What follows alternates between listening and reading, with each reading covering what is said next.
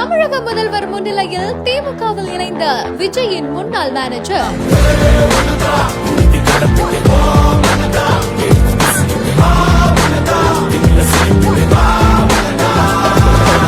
27 ஆண்டுகளாக விஜயின் நெருங்கிய உறவாக இருந்த PT செல்வகுமார் அடுத்தடுத்து சூடுபிடிக்கும் அரசியல் களம்.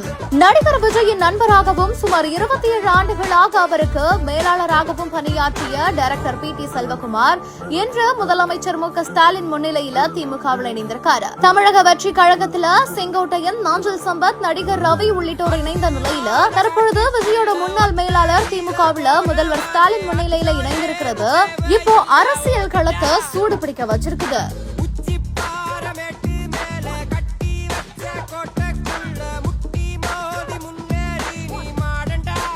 This festive season, travel the world with Grand Royal Tours.